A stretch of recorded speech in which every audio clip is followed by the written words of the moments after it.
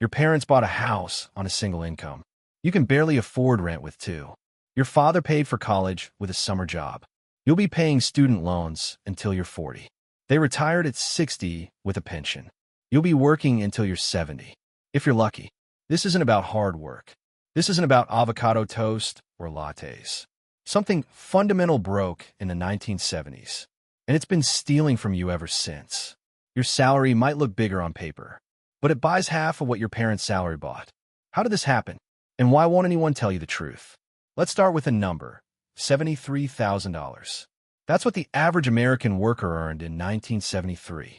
Adjusted for inflation, of course. Today, the average worker earns $74,000.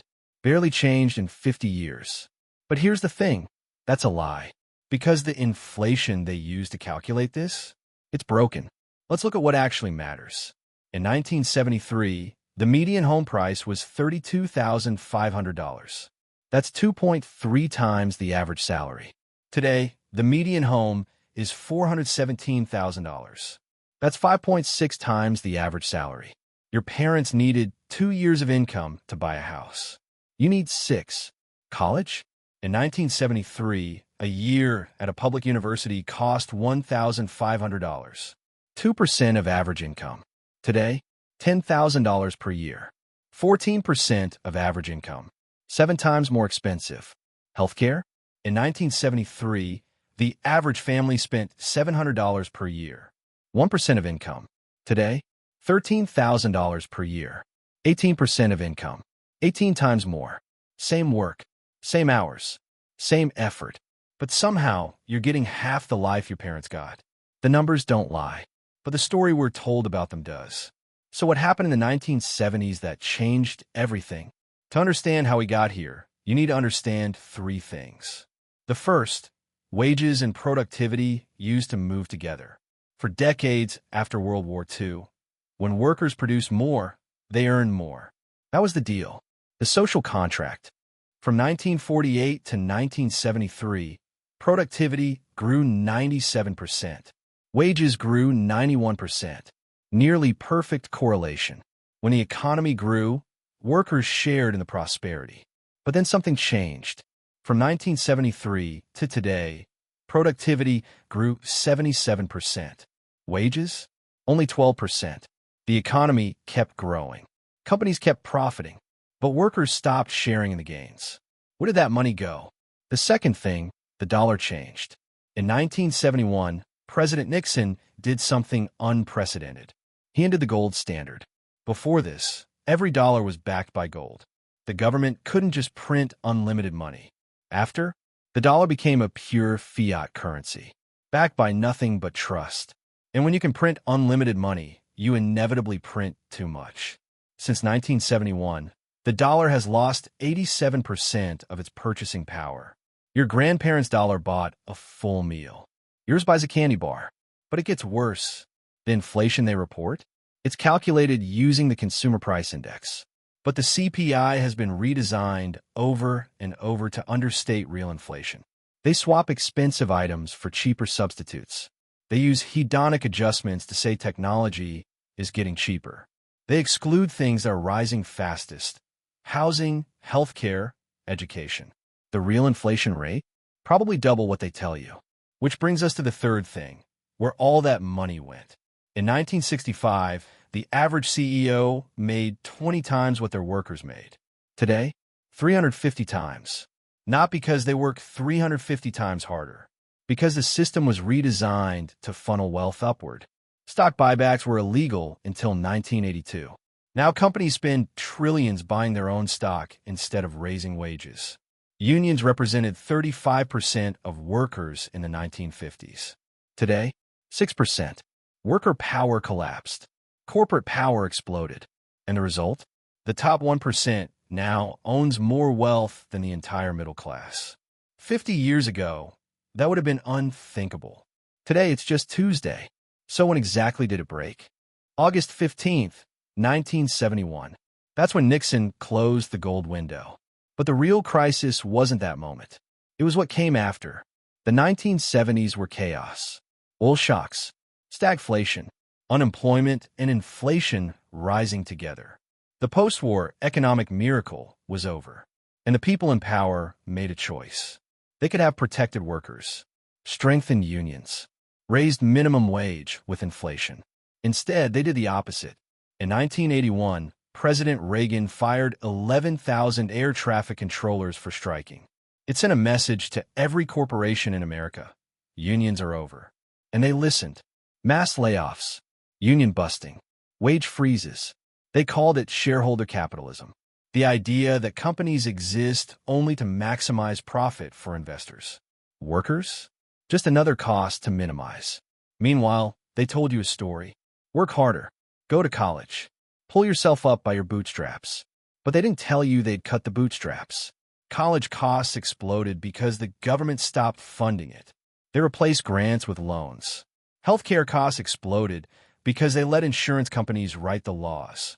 Housing costs exploded because they turned homes into investment vehicles. Wage growth stalled because they crushed the unions. Every year, things got a little more expensive. Every year, your paycheck bought a little bit less. And every year, they told you it was your fault. You're not working hard enough. You made bad choices. You should have studied something more practical. But your parents didn't have to study the perfect major. They didn't need 2 degrees and 5 years of experience for an entry-level job. They graduated with 0 debt, bought a house at 25, and retired comfortably. Same species, same work ethic, same country, different system. And here's the crisis moment you need to understand. This wasn't an accident. This was a choice. In the 1970s, the wealthy and powerful looked at stagnant growth and asked themselves, how do we keep getting richer even when the economy isn't growing? The answer? Take a bigger slice of the pie. They lobbied for tax cuts. They got them. Top marginal tax rate in 1960? 91%. Today? 37%. They lobbied against unions. They won. They lobbied to deregulate industries. They succeeded. They lobbied to let corporations buy politicians. Citizens United made it legal. Every policy change for 50 years has been designed to transfer wealth upward. And it worked. The rich got richer. You got poorer. And they convinced you it was natural, inevitable, fair. So what does this mean for you right now? Let's get specific. If wages had kept pace with productivity since 1973, the median worker would earn $102,000 today. Instead, you earn $56,000. You're missing $46,000 per year, every year, for your entire working life.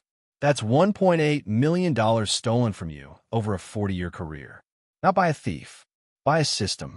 Think about what you could do with that money. Buy a house, pay for your kids' college, retire before 70, save for emergencies, take a vacation, breathe. Instead, you're drowning.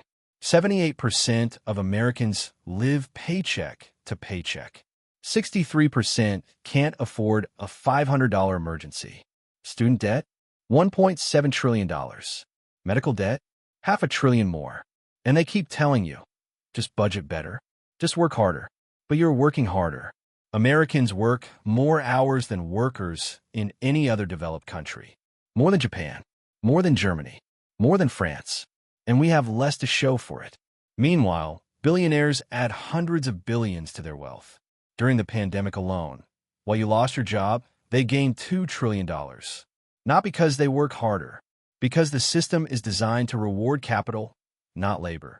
Here's another consequence. You're trapped. Can't afford to quit a bad job because you need health insurance. Can't afford to start a business because you're buried in debt. Can't afford to have kids because childcare costs more than rent. Can't afford to retire because pensions don't exist anymore. Your parents had options. You have obligations. And the worst part? It's getting worse. Automation is eliminating millions of jobs. AI is coming for white-collar work next. And the people who own the robots aren't planning to share the profits. Climate change will cost trillions more. And guess who'll be asked to pay for it? Not the billionaires. The future you were promised? It's gone. The future you're getting? It's harder, more expensive, and less secure. Unless something changes. So what do we do about it? First, understand this. It's not your fault. You didn't fail. The system failed you. You're not lazy. You're being robbed. Second, stop accepting their framing. When they say we can't afford to raise wages, ask who we is. We can afford billionaires with space yachts. We can afford corporate tax cuts. We can afford endless wars. But we can't afford to pay teachers or nurses a living wage. That's not economics. That's a choice. Third, recognize that this is fixable. Other countries figure it out. In Denmark, workers earn $20 per hour at McDonald's and get 6 weeks vacation. In Germany, union representation is legally required on corporate boards. In Finland, college is free. These aren't utopias. They're just countries that chose workers over billionaires. The tools exist. Raise minimum wage to match productivity. Tax wealth, not just income. Strengthen unions. Regulate monopolies. Make housing, healthcare, and education affordable again. We did it before. We can do it again. But here's the unsettling truth. It won't happen automatically. The people who benefit from this system won't give it up willingly. Change only happens when enough people demand it. Your grandparents fought for the 8-hour workday. Your great-grandparents fought to end child labor. Every gain workers ever made came from struggle. So the lesson is this: you deserve better. And it's time to fight for it. So here's my question for you. If you knew your salary could buy twice as much, would you demand it? Or will you keep accepting half of what you're owed? Let me know in the comments.